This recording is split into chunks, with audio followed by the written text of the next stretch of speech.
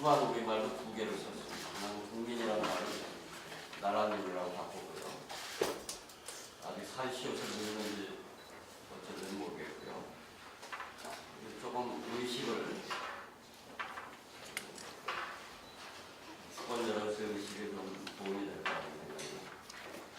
첫 페이지에 두 페이지 갑자기 마중말이라는 말이 생각이 나서 이 말을 제가 처음 쓰는지 어떤지 모르겠습니다. 마중물이라는 말은 있는데 우리 경제가 97년 외환위기, 지금 2004년 가을에 있었고 2008년에 또 한 번 외환위기가 있었습니다.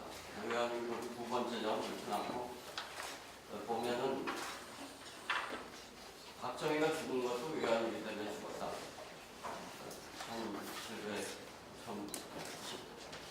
1979년에 김재규가 쏴 죽이게 된 것도 그 얘기는 그 당시 외환위기였습니다. 외환부에게 고갈되고 전두환이 되고 나서 처음 한 일이 일본에서 몇십억을 꾸어서 외환위기를 막는 일이었습니다. 어쨌든 97년 이후에 지난 20년 가까이에서 두 번 외환위기고 이명박 정권, 또 박근혜 정권 3년에서 위험 요인이 더 커져가지고 가계부채나 기업부채 또 한 번의 금융위기로 올 것 같습니다. 오면은 서민도 힘들고 중산층도 힘들고 돈 있는 재벌도 다시 힘들게 되는 거죠. 지금은 계층을 불문하고 지혜를 모아서 서로 양보하면서 기회는 작게 되도록 해야 하는데 위기가 그렇게 되지 않고 자꾸 시간을 미루면서 위기를 더 키우고 있습니다. 그걸 중심으로 양극화, 재벌개혁 이런 걸 중심으로 말씀드리겠습니다. 경제지표를 봤는데요. 그건 기다리시면서 잘 보셨을 거예요. 성장률 아주 최저고요. 역대 정권에서 최저입니다. 그리고 2년 남았지만 2년 동안 잘 성장률은 그럴 것 같아요. 그래서 청와대 홈페이지 가면 성장률은 딱 빠져 있어요. 잘한 거예요. 이건 세월호 진실만 은폐하는 게 아니고 은폐하는 게 너무 많은 정권입니다. 재정 적자는 이명박 정부 때 굉장히 늘었는데 현 박 정권의 3년 동안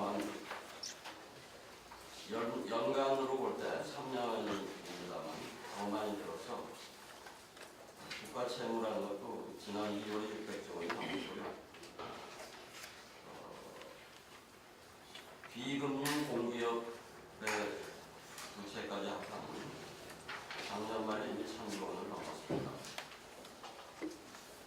최근에 시위에 나가니까 5,000조 원, 100만 정도로 시위에 나가니까 국가 부채가 5,000조 원이라서 저도 깜짝 놀랐는데 그분들은 다른 걸 가계부채, 국가부채, 기업부채, 국가부채 어쨌든 나라민 중에 그렇게 부채를 넓게 해석하시는 분들이 있어요. 11페이지에 잠재 성장률이 지금까지도 낮아졌고 앞으로 더 낮아질 거라는 게 KDI든 한국은행이든 외국의 OECD든 재벌 연구소든 그냥 미래도 별로입니다. 이제는 성장률을 가지고 정치인들이 장사하는 거는 힘들어지는 것 같아요. 그래서 2012년에 박근혜는 성장률을 크게 내세우지 않고 다른 걸 내세웠습니다. 11페이지부터 그래서 되게 청와대 홈페이지에 처음 들어가봤는데 박근혜 대통령이 많은 걸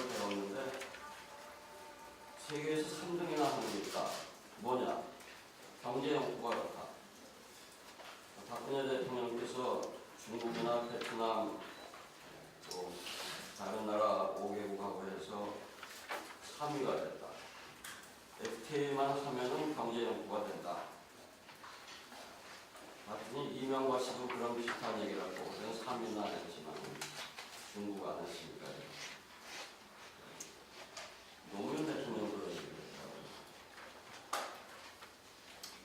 정치인들이 이런 걸 좋아하는 것 같습니다. 대통령이 이렇게 말도 안 되는 걸 믿고 그게 자기 치력이라고 생각하고 다음에 편히 잡는 것 같아요.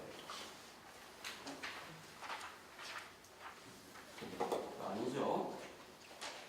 이 비중이 어디냐? 칠레하고 페루입니다. 미국도 아니고 중국도 아니고. 14페이지. 김무성 대표가 작년 9월에 노조가 쇠파이프를 안 눌렀으면 일당 소득이 3만 불이 됐을 것이다. 안 되면은 노동자 탓이고 잘 되면 자기들 정치인들이 잘했다고 그러죠. 이중 자체입니다. 경제를 잘못하는 것은 뭐 일단 경제 정책을 잘못하는 정부의 책임이 될 거고, 그다음에 그 경제 정책에 영향을 미치는 재벌이나 누가 더 큰지 그렇지. 노동자의 책임이 대다리면 1% 미만이라고 생각하는데 항상 약자에게 책임을 들어갑니다. 땅콩 회왕 조연나만 있는 게 아니고 경제 전체에 정치인들이 다 조연화식으로 갑질을 하고 있습니다. 15페이지에 한국은행 자료를 했는데 외환위기의 가능성, 이런 대외 채무나 단기 외채 비중 이런 것을 볼 때 크게 걱정할 건 아니지 않은가 이렇게 생각이 듭니다.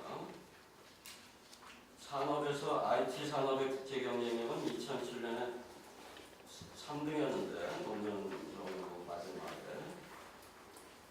다 정권으로 통일하겠습니다. 제가 이중잣대를 하면 안 되니까 박근혜 정권이든 뭐 김대중 정권이든 다 정권으로 하는 게 공평하죠.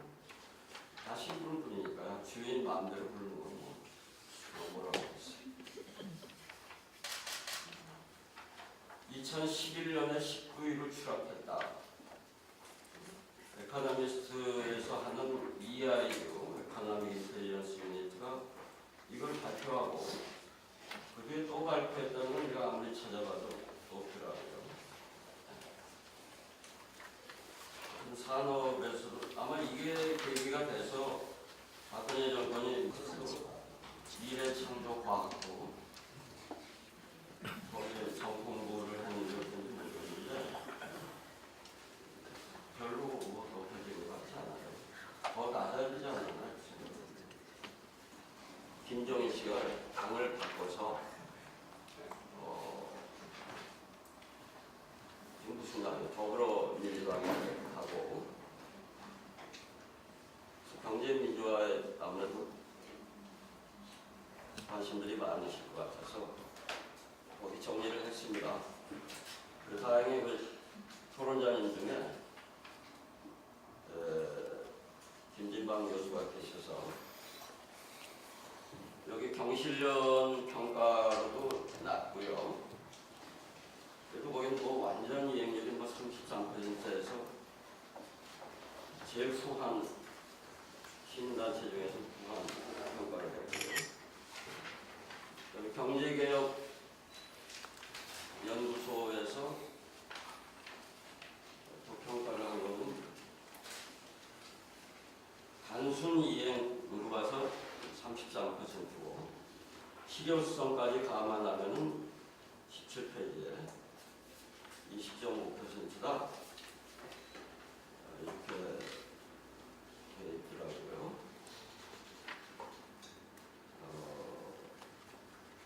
그리고 뒤에 제가 소개를 했는데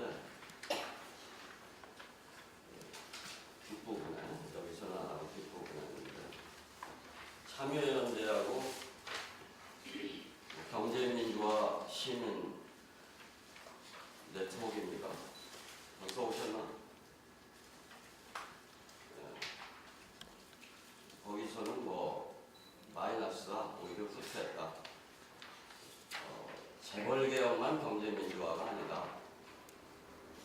공개역이나 이런 것은 더 나빠졌기 때문에 계약이기 때문에 전부 종합한 경제민주화는 그 표현이 있는데 하여튼 뭐 4년적으로 더 나빠졌다. 이렇게 뭐 다 부정적인 평가인데 부정적인 평가에서도 여러 가지가 있습니다. 17페이지 그 두 번째 단락에 보면 작년 말부터 작년 9월부터요.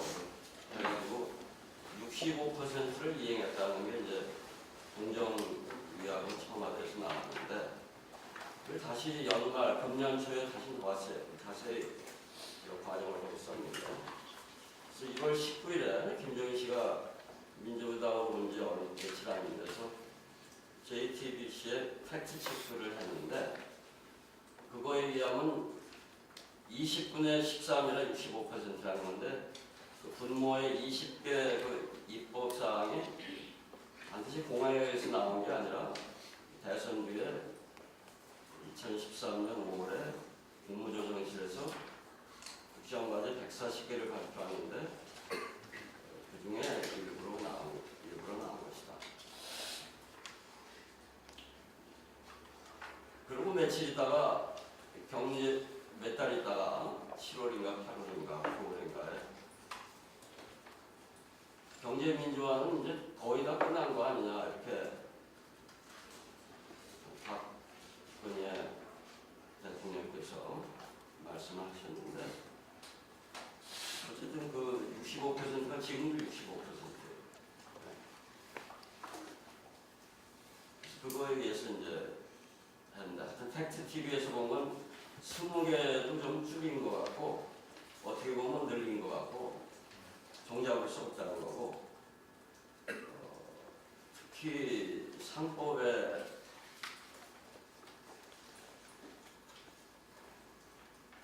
개정이 필요한 건 입법 예고까지 했다가 2년 이상 아무 얘기도 없이 그냥 없어져 버린 상황이 돼가지고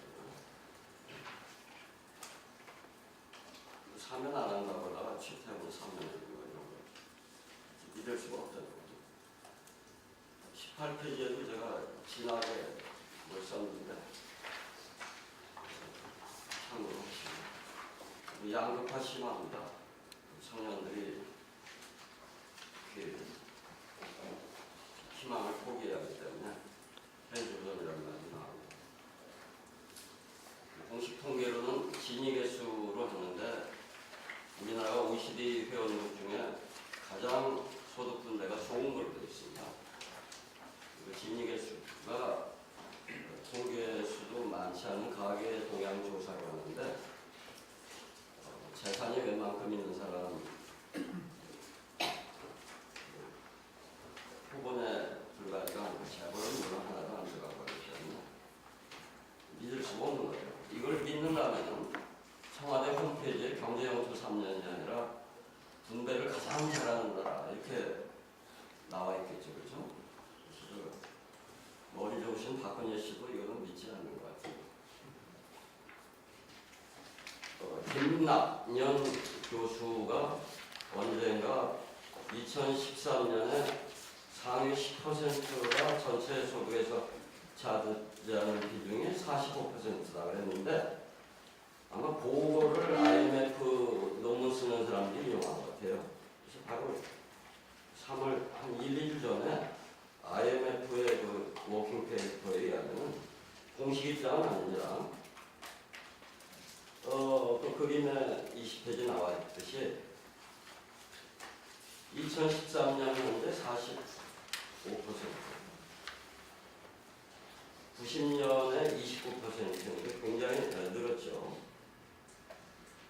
뭐 그 사이에 정치적으로는 뭐 김대중 노무현 정권도 있고 뭐 여러 수평적 정권 교체도 있고 했습니다만 언제 제일 많이 늘었는지 어쩐지 모르지만 금융위기가 우선 3번 있었으니까 위기라는 것 자체가 양극화를 시키는 거고 부자들은 처음에 위기 직후에 부자들도 손해를 보는데 주가도 떨어지고 아파트 값도 떨어지고 땅값도 떨어지니까 그러나 그 정책이 그 뒤에 그 부자들이 원하는 대로 주가가 높아지고 그 이익을 많이 내는 그런 식으로 이제 제도를 바꾸니까요. 그런 특혜를 주니까 불공평한 운동장을 더 불공평하게 만드니까. 거기 몇 가지 표나 그림은 노사연 가수가 아니고 노동사회연구소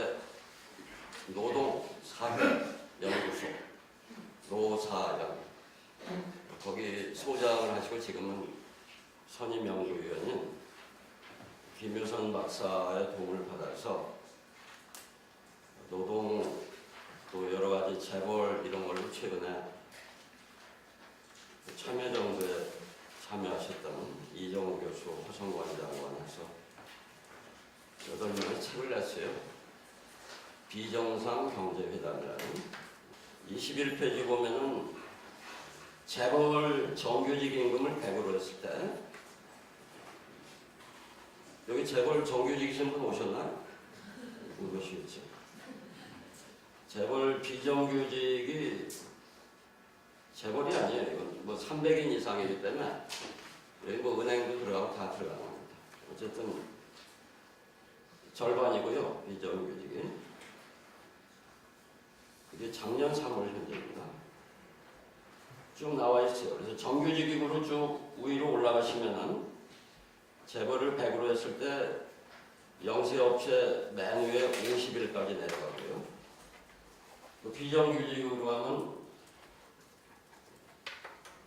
그러니까 중소기업, 영세기업으로 나갈수록 같은 정규직이라도 제때받고 거기서 또 비정규직으로 하면 또 그게 절 3분의 2나 이렇게 받기 때문에 이 통계도 그런데 저는 정확하지는 않다고 봅니다.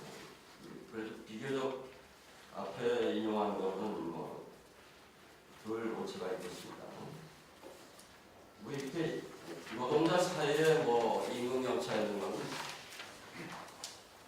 장하성 교수나 이런 사람은 다른 나라에 비해서 이렇게 심하다. 그게 제일 중요한 요인이다 하는데 제일 중요한 게 뭔지는 모르겠어요. 통계가 정확해야 하는데 통계 자체 우리나라에서 믿을 수 없기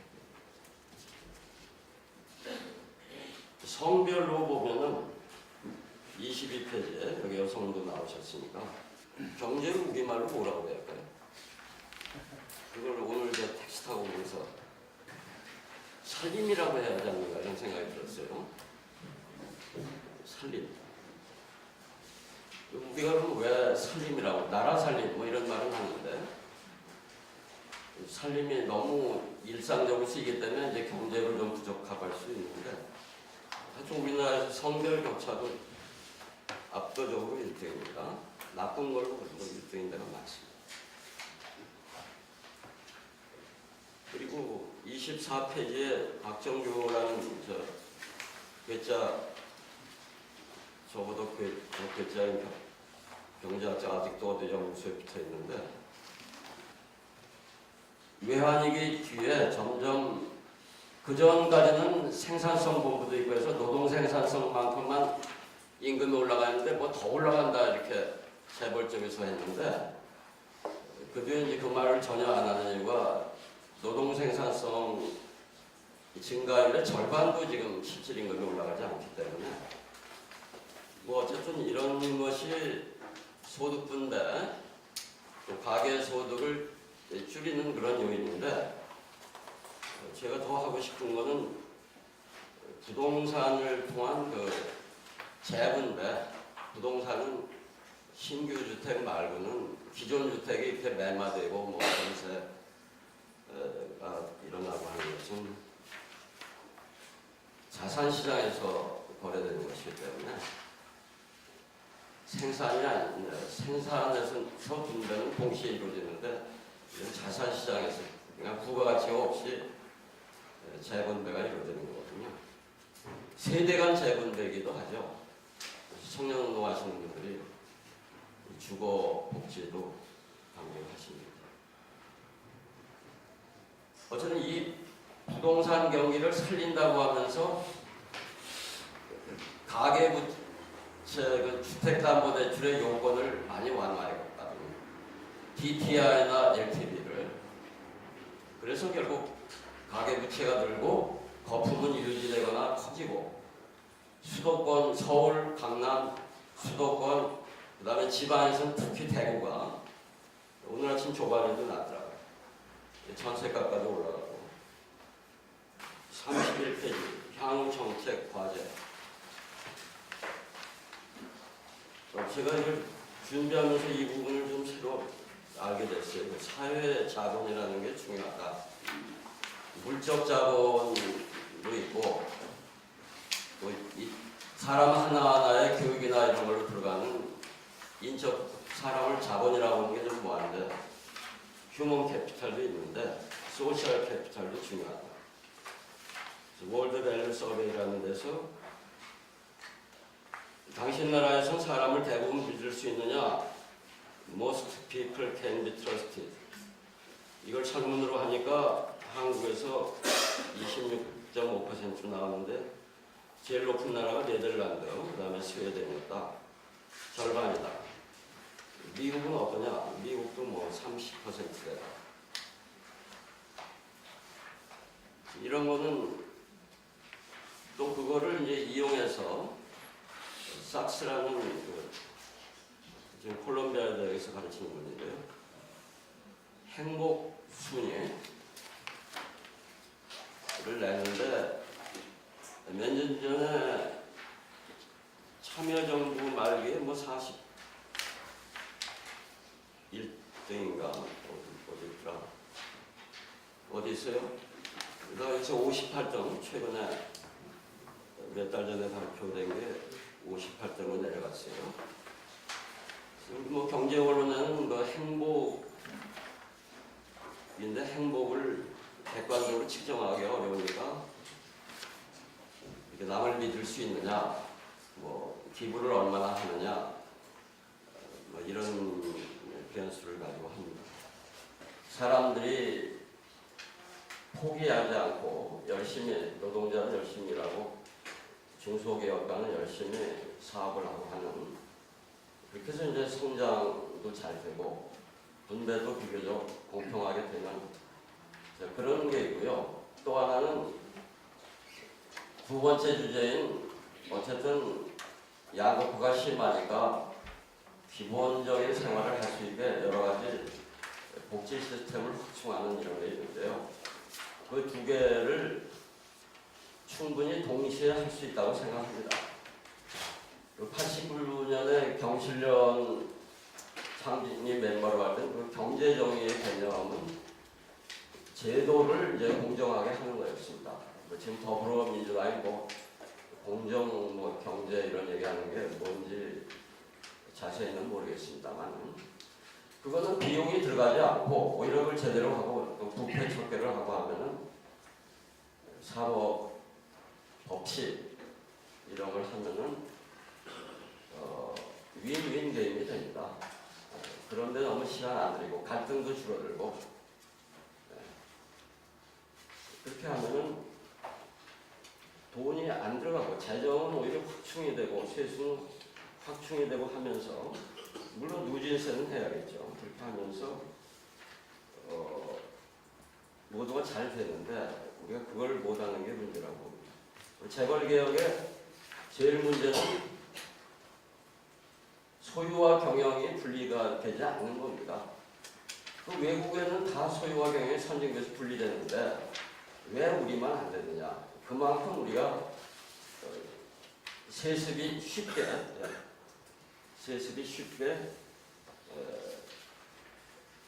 그 시스템이 돼 있고, 법은 안 돼 있더라도 상속세를 제대로 안 받고 또 에버랜드나 이런 데 경환사치나 이런 거 제대로 유죄를 안 때리고 이렇게 제대로 현재 법대로만 해도, 법 하나 안 고치고 현재 법대로만 해도 되는데 그걸 이제 안 해서 그렇죠. 금융 쪽에는 어떻게 하면은 가계부채 이런 정부가 빚을 본하고 이렇게 되겠느냐? 저는 2008년부터 주장해온 게 금융위를 그때 이명박이 만들었거든요.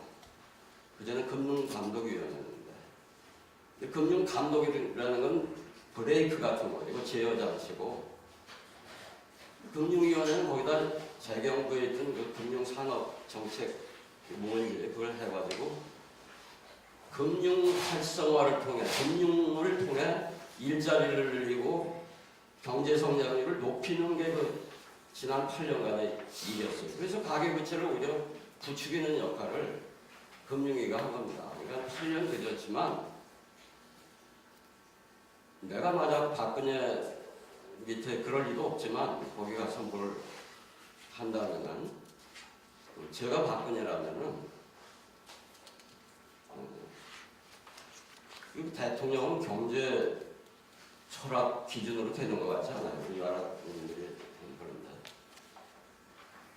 어쨌든 뭐 다른 여러 가지가 있어요. 또 전성인 교수가 이게 토론자로 오실 줄 알았더니 그분이 말씀하는 건 37페이지 밑에 기업 구조조정 촉진법, 줄여서 기초법이라는 게 이게 또 늘어졌어요. 그건 한시법으로. 정당한 근거가 없으니까 한시법으로 하다가 이번에 또 이게 2018년 6월까지 또 늘려놨어요. 늘려놓으면서 중소기업까지 이렇게 금융관료, 모피아 마음대로 기업의 생사 여탈권을 받게 하고 해서 이거 진짜 나빠졌어요. 박근혜 정권에서 이건 계약한 겁니다. 노동개혁, 이게 노동도 중요한 경제 민주화 분야라고 보고요. 지금 박근혜 정권이 얘기하는 노동개혁 따옴표한 그것은 계약이라고 봅니다. 39페이지 밑에 노동시간을 오히려 더 늘리고 있고 또 지침으로 해고가 쉽게 하고 취업 비축도 마음대로 사용료가 바꾸도록 지난 몇 달 사이에 했습니다. 일자리를 늘리는 가장 쉬운 방법은 이미 이것도 박근혜도 4년 전에 공약했던 것인데 노동시간을 OECD 평균 수준만 해도 김효숙 박사의 얘기하면 최대 100만 명 정도까지도 늘릴 수 있다. 문국현 씨가 얘기하듯이 교대제를 개선을 하면 또 인건비가 오히려 줄면서 생산성이 늘어난다. 질 높은 일자리가 많아진다. 41페이지 그 그림이 아주 잘 정리된 진짜 노동개혁 과제고요. 박근혜 씨나 그 일당들이 얘기하는 노동개혁은 개악입니다. 지금 지록 유마 정도가 아니고 뭐 사슴을 말이라고 볼 수 있어요. 눈이 나쁘면. 근데 이거 검정색을 흰색이라고 하니까 개악하면서 개혁이라고 하니까 이제 마지막으로 사회자님 죄송합니다.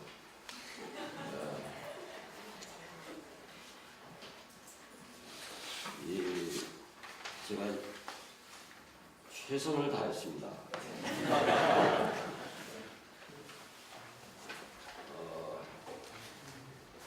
강한 정부와 약한 정부가 있는데 박근혜 정부는 87년 이후에 가장 약한 정부다 이렇게 봅니다. 87년 예컨대 노태우 정부는 토지공 개념 확대 도입이라는 걸 했었어요. 그 다음에 김영삼 정부도 뭐 했어요? 부동산 신명제, 뭐 거칠의 부동 신명제 이런 거 했고요. 현재 정부는 재벌이 원하는 건 전부 다 해주는데 질서자유주의자들에게야만 그 보수주의자들이에요. 저 질서자유주의를 저 믿기 때문에 저는 보수입니다. 여러분 잘못 오셨는지 몰라요.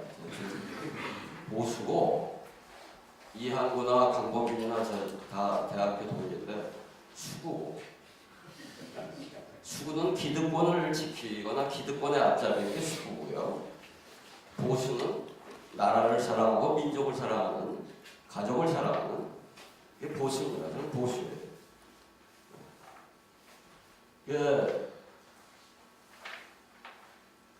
영미형 자본 민주주의 모델이 틀렸다는 건 2008년 금융위기로 됐고요. 그나마 결함이 적은 게 5천만 명 인구 높은 선진국 중에서는 독일인데, 독일의 소셜 마켓 에코노미, 김대중 대통령이 소셜이라는 말이 들어가니까 민주적 시장 경제라고 했다가 그것도 오해를 받을까봐 낙선할 그 1차, 2차 자기 출마했을 때 그랬는데 97년에는 민주주의와 시장 경제의 병행 발전이라는 말을 했는데 두 가지입니다. 하나는 정부가 할 일은 부동산 시장 수요 공급에 관여하듯이 그런 거 하지 말고 공정 경쟁 질서 확립에만 해라. 재벌 갑질 이런 거, 경제력 집중 이런 거 막으라. 독과점 규제 제대로 하라 이런 거고요.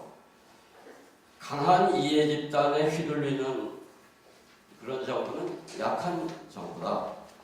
강한 이해 집단에서 독립된 정부가 강한 정부라고 하거든요.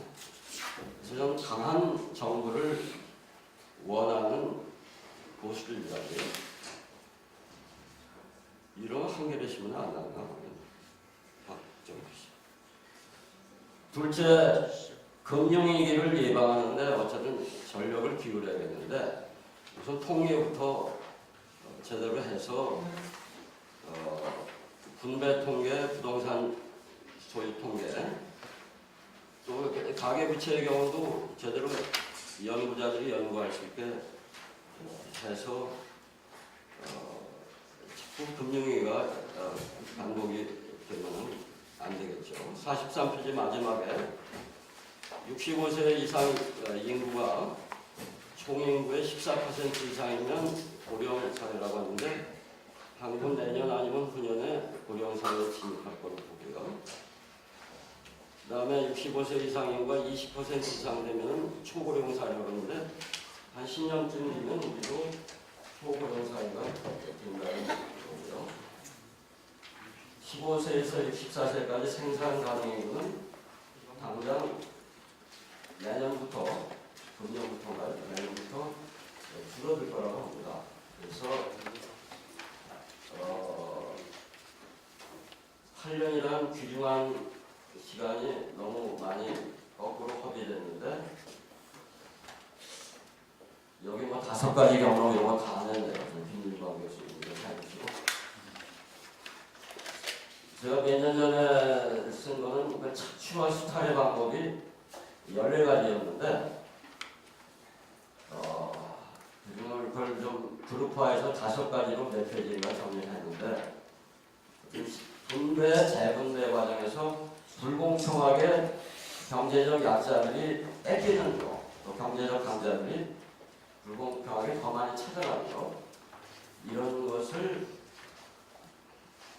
줄여나가서 청년들이 결혼하고 애를 낳고 그래야 뭐 성장도 되고 뭐 되죠. 근데 앞으로 박근혜 뭐 지난 3년 그렇듯이 박근혜 대통령은 굉장히 주장이 강하신 분이니까 고집이 세신 분이니까 낙관은 안 합니다만은 당장 이번에 총선이 있으니까 나라님들이 이 왜곡된 그 경제 정보를 해치고 정확한 정보를 가지고 오늘 여기도 몇 분 오셨으니까 좀 SNS에 많이 좀 전파를 하시고 해서 선거가 제대로 되도록 선거가 밥 먹여줍니다. 감사합니다.